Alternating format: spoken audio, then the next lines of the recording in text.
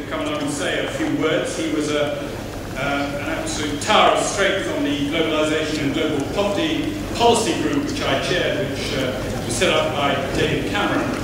And so anything that he's associated with, I'm sympathetic to. But it's particularly important at the moment that we reaffirm the classical liberal tradition within the Conservative Party. The credit crunch is seen by the left as a crisis of capitalism that's given them a new lease of life. They think it justifies a revivification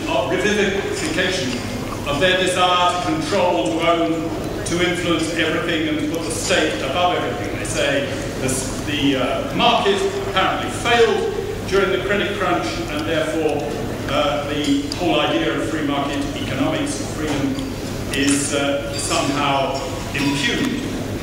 That's nonsense, but it's given a new lease of life to the threat of protectionism, to the threat of nationalisation, and they're rejoicing in nationalising most of the banks, and to the threat of over-regulation. It gives an excuse to regulate not just the banking system, that everything else ought to be regulated.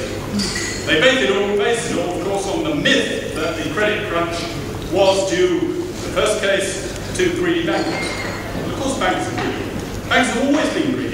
You can't explain a change by a constant.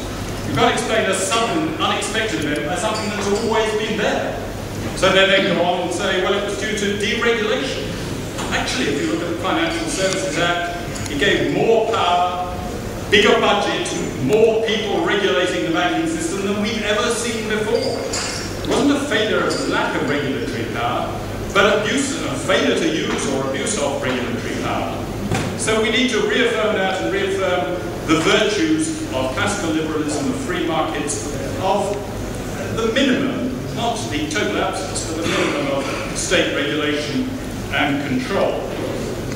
Now, there's an old myth in the Conservative Party that there's some incompatibility between the stream of thought, the free market stream of thought which comes from Adam Smith, and the conservative stream of thought coming from Edmund Burke. It's important too that we repudiate that. There's no incompatibility between the two.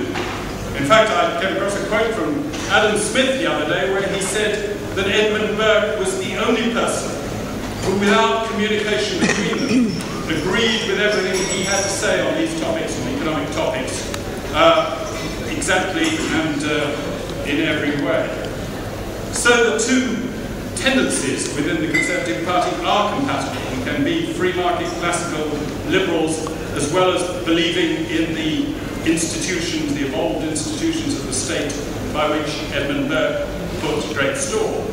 Indeed, we go back in modern times to Ludwig von Mises and von Hayek. They reaffirm the underlying thesis that underlines the whole of classical liberalism, a belief that human action is more important than human design. When human beings come together and interrelate with each other spontaneously, they create more than any small group empowered by the state can impose on them from above by design. And we see that in the free market itself. It is a spontaneous institution which evolved.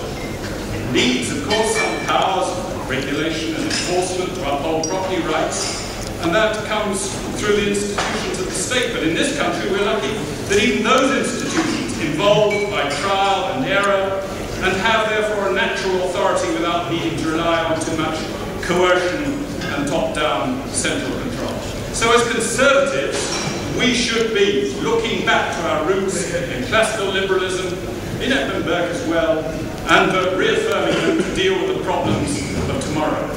And remembering to the moral dimension of the case of classical liberalism, that essentially, when the left claim that they have a monopoly of morality and virtue, that it only counts if the state does it. Actually, if the state sets people free, or leaves people free, and they themselves create the wealth and the opportunities whereby people can rise from poverty to abundance, and those who, for reasons of disability or illness or misfortune or whatever, need help, have that fund of wealth created by the free market to help them, then we are far better than in a system where everything relies and depends upon the state.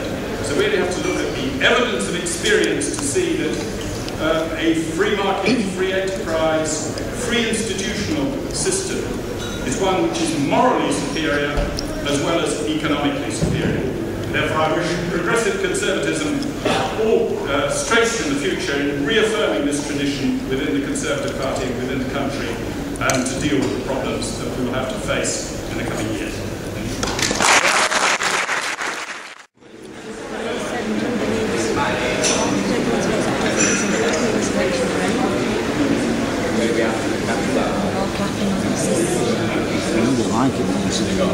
Obviously, they might be exposed to the sound of course, that's the voice of this stupid backy, innit? Right, so we stood outside the Beluga Bar, isn't it? The Beluga Bar and Restaurant. Yeah, next to the Coliseum.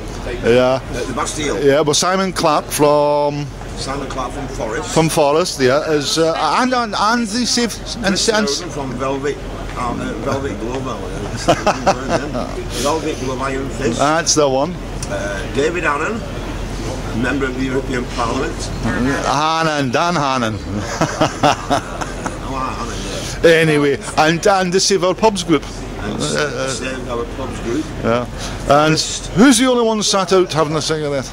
Progressive Vision. Us. Well, there's only 3 dry chairs. The question's pouring down in Manchester. To say this is a pro-smoking group, where's the rest of the board? And of course, there's me. And I can't see myself. Wrong way around. Middle of Manchester. The great universal sense of freedom. Oh, I don't like the looks of that. Yeah, there we go. Sat in the pouring rain having a cigarette and a small drink. There's only 3 dry chairs. 3 dry chairs, Oops. If I won £30 million on Spanish in a lottery, I came here and said, by the way, Forrest, I've got 9